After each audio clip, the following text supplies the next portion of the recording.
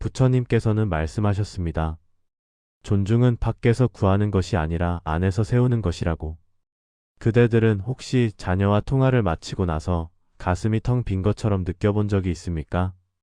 말을 다 하지도 못했는데 전화가 끊기고 내 목소리가 허공에 떠도는 듯한 그 순간을요. 아, 됐어, 엄마, 바빠서 끊을게. 그 짧은 한마디가 귓가에 맴돌며 하루 종일 마음을 무겁게 합니다. 오늘 이야기는 자녀가 나쁘다는 것이 아닙니다. 관계 안에서 내가 어느 자리로 밀려났는지, 그 자리를 어떻게 다시 세울 수 있는지를 함께 살펴보려 합니다. 많은 분들이 이렇게 생각합니다. 부모니까 참아야 한다고요. 내가 더 이해하면 언젠가 자녀도 알아줄 것이라고요. 수십 년을 키워온 자식인데 조금 서운해도 넘어가야지, 이런 마음으로 목소리를 낮추고 서운함을 삼킵니다. 그러나 여기에 조용한 역설이 숨어 있습니다. 참음이 쌓일수록 자리는 오히려 흔들리고 이해가 깊어질수록 경계는 희미해집니다.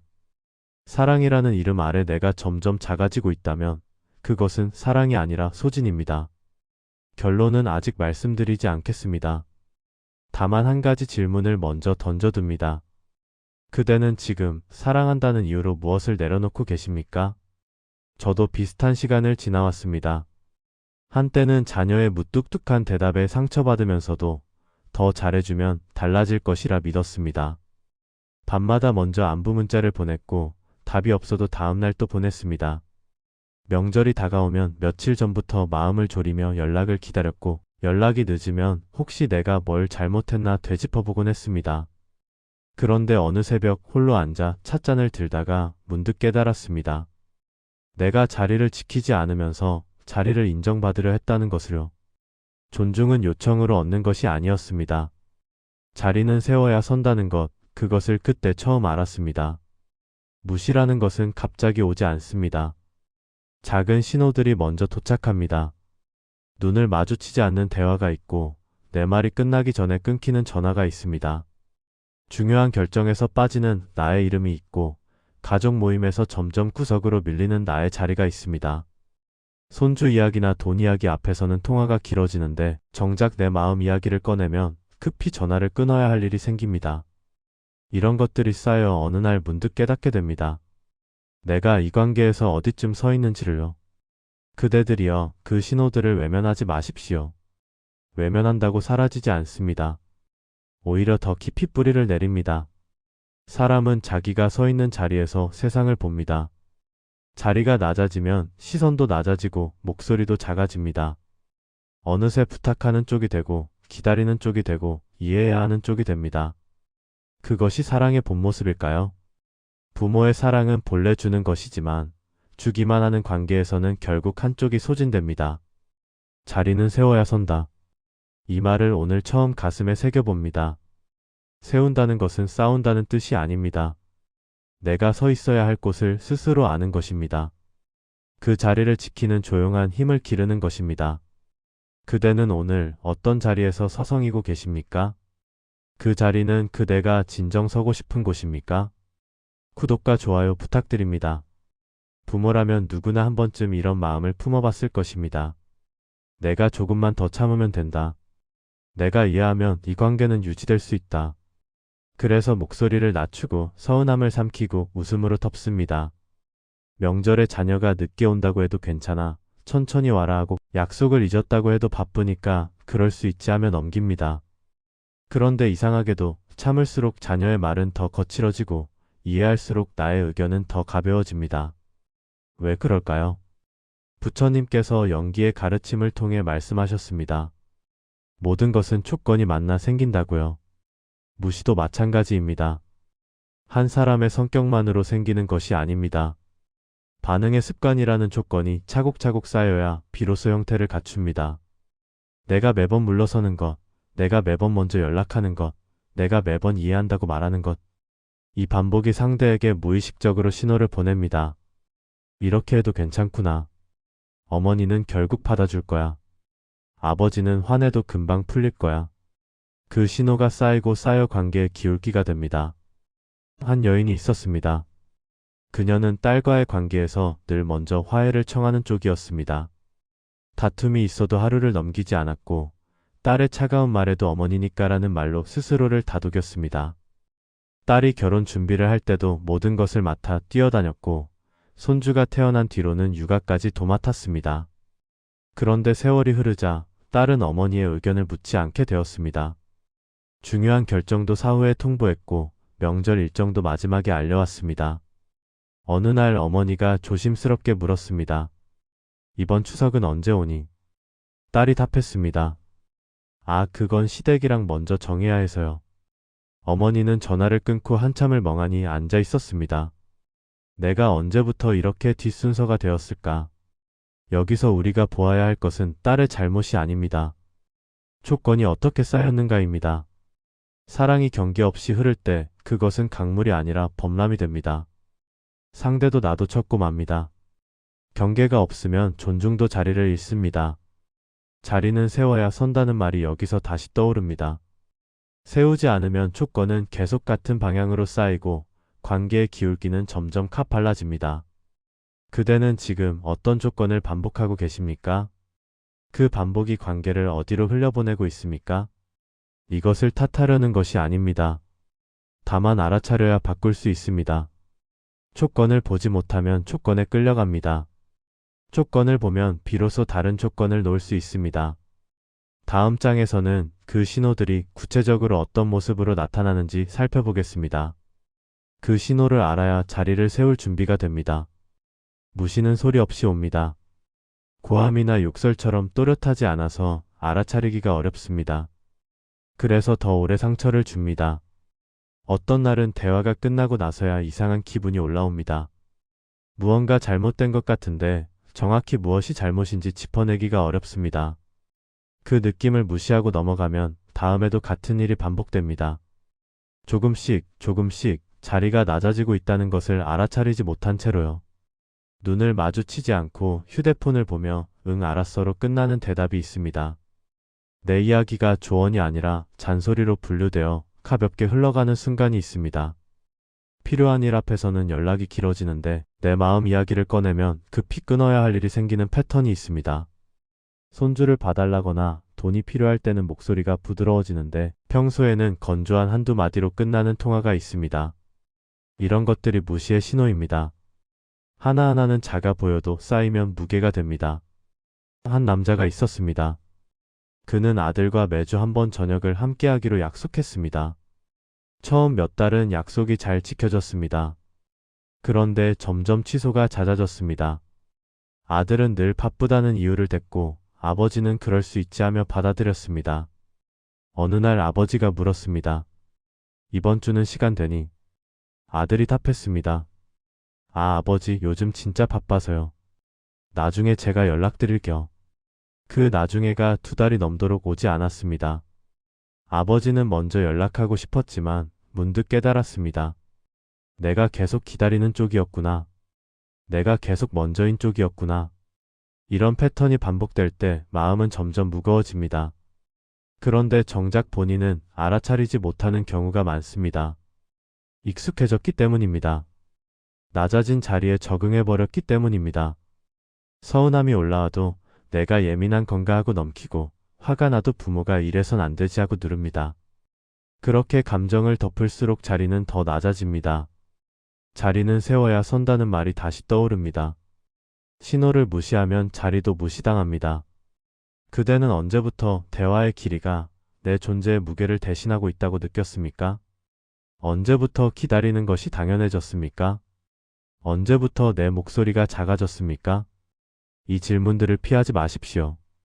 질문을 피하면 답도 피하게 됩니다. 그리고 답을 피하면 자리는 계속 같은 자리에 머물러 있습니다. 아니, 조금씩 더 낮은 곳으로 내려갑니다. 신호를 보는 것이 첫걸음입니다. 보아야 세울 수 있습니다. 컵에 물이 가득하면 작은 파문에도 넘칩니다. 마음도 마찬가지입니다. 인정받고 싶은 마음으로 가득 차 있으면 작은 물에도 크게 흔들립니다. 자녀의 무심한 한마디에 하루 종일 마음이 어지럽고 연락이 늦으면 혹시 나를 피하는 건가 하는 생각에 잠을 설칩니다. 이 흔들림이 반복되면 지칩니다. 그리고 지치면 자리를 세울 힘도 잃습니다. 부처님께서 말씀하신 공의 가르침을 여기서 떠올려 봅니다. 공이란 허무하다는 뜻이 아닙니다. 모든 것에 고정된 본질이 없다는 뜻입니다. 지금 이 자리도 영원히 정해진 것이 아닙니다. 조건이 바뀌면 자리도 바뀔 수 있습니다. 무시당하는 자리도 존중받는 자리도 모두 조건이 만들어낸 결과입니다. 그러니 절망할 필요가 없습니다. 조건을 바꾸면 자리도 달라집니다. 그렇다면 어떤 조건을 바꾸어야 할까요? 바로 내 마음의 중심입니다. 인정받고 싶은 마음이 너무 크면 나는 계속 상대의 반응에 매달리게 됩니다. 상대가 웃으면 안도하고 상대가 무심하면 불안해합니다. 내 마음의 날씨가 상대의 표정에 달려 있습니다. 이것이 바로 의존입니다. 의존하는 자리에서는 존중이 자라기 어렵습니다. 한 여인이 있었습니다. 그녀는 아들의 전화를 받을 때마다 가슴이 두근거렸습니다. 좋은 소식이면 하루가 환해졌고 무뚝뚝한 대화면 며칠을 우울하게 보냈습니다.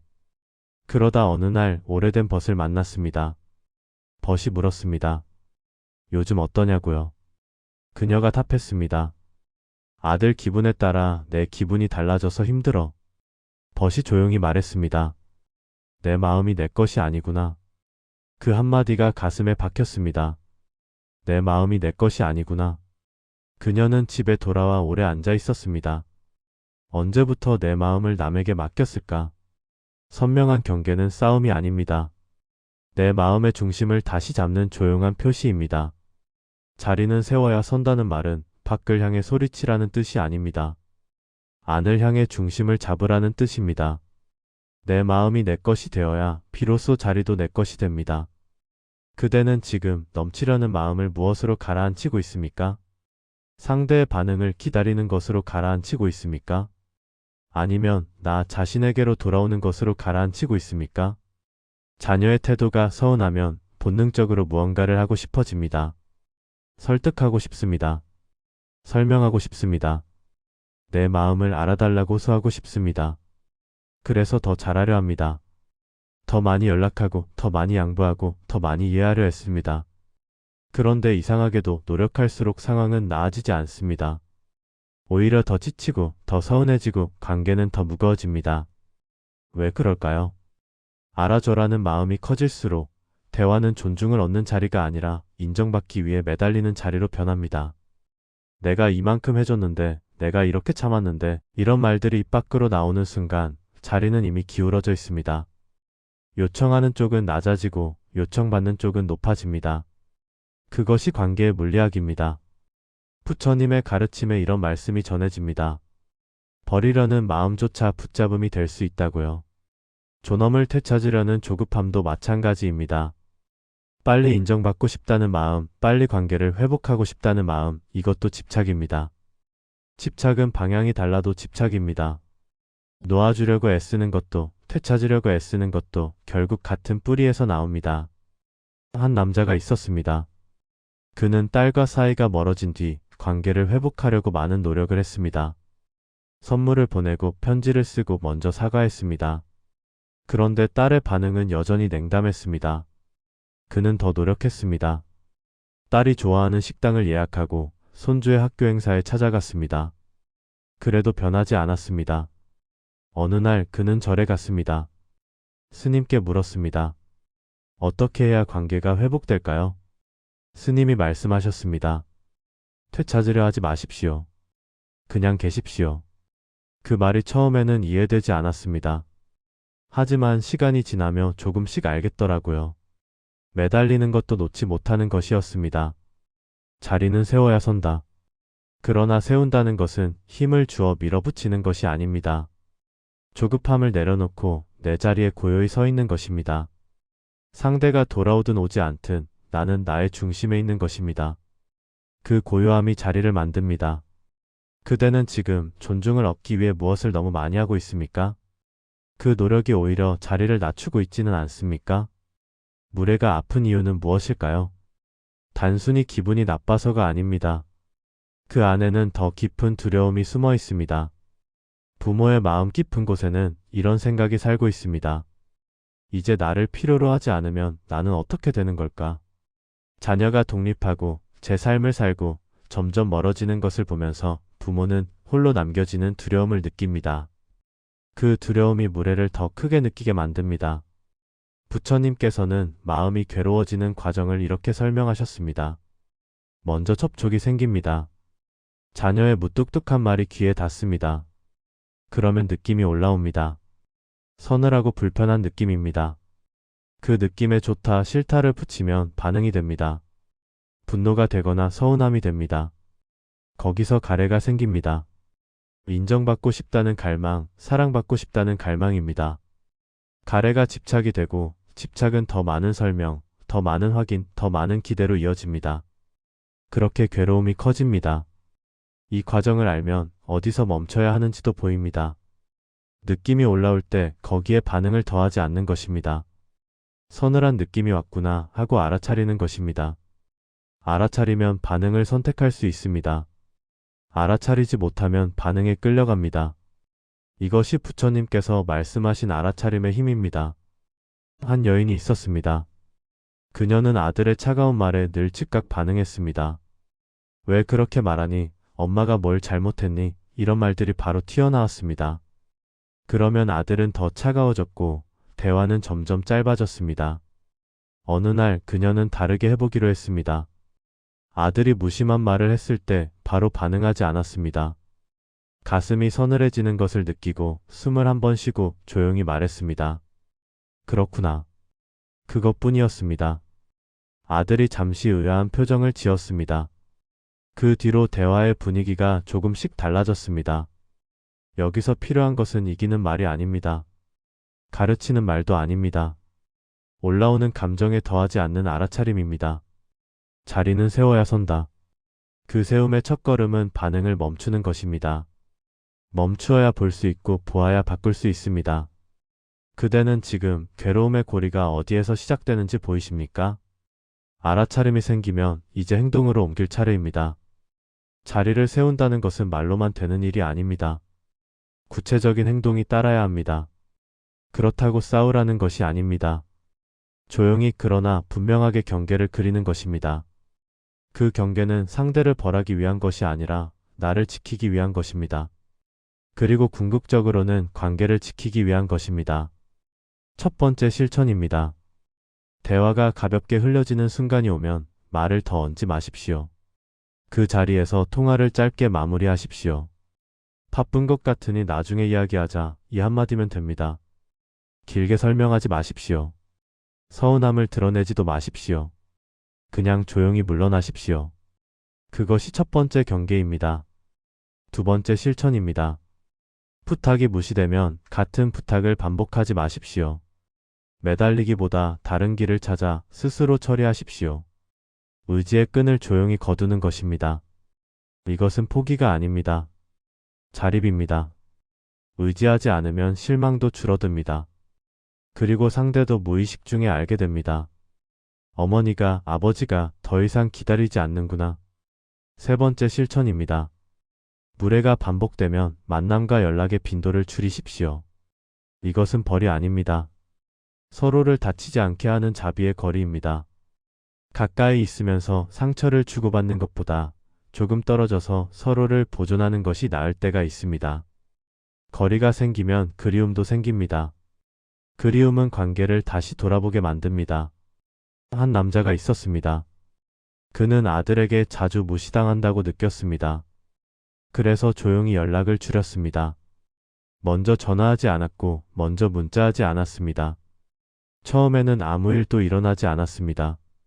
한 달이 지나도 아들에게서 연락이 없었습니다. 그래도 먼저 연락하지 않았습니다. 두 달이 지났을 때 아들이 전화했습니다. 아버지 요즘 왜 연락 없으세요? 아버지가 담담하게 답했습니다. 바쁜 것 같아서. 그 뒤로 아들의 태도가 조금씩 달라졌습니다. 자리는 세워야 선다. 세움은 말이 아니라 행동입니다.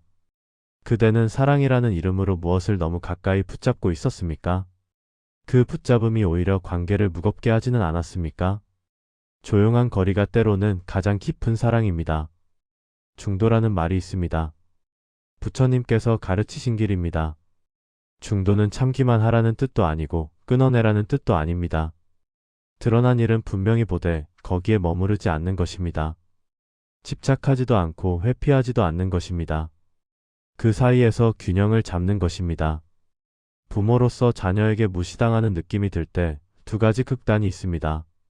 하나는 참고 또 참으며 자신을 소진하는 것입니다. 다른 하나는 관계를 완전히 끊어버리는 것입니다. 둘 다 평화를 주지 못합니다. 참기만 하면 분노가 쌓이고 끊어버리면 후회가 남습니다. 중도는 그 사이에 있습니다. 상처를 알아차리되 거기에 빠지지 않고 거리를 두되 마음까지 닿지 않는 것입니다. 오늘부터 할 수 있는 작은 실천이 있습니다. 첫째, 서운한 감정이 올라올 때 10초만 침묵하십시오. 그 10초 동안 숨을 한번 깊이 쉬고 내 마음이 지금 어떤 상태인지 바라보십시오. 그것만으로도 반응이 달라집니다. 둘째, 짧은 한 문장으로 경계를 알리십시오. 그 말은 여기서 멈추겠습니다. 지금은 대화하기 어려울 것 같습니다. 길게 설명하지 말고 조용히 선을 그으십시오. 셋째, 말보다 행동으로 거리를 조정하십시오. 연락 빈도를 조절하고 기대를 줄이고 내 삶에 집중하십시오. 그것이 자리를 세우는 방법입니다. 존엄은 요구를 얻는 것이 아닙니다. 내가 머무는 자리를 바로 세울 때 자연이 따라옵니다. 자리는 세워야 선다. 이 말을 오늘 다시 한번 가슴에 새깁니다. 세운다는 것은 싸우는 것이 아닙니다.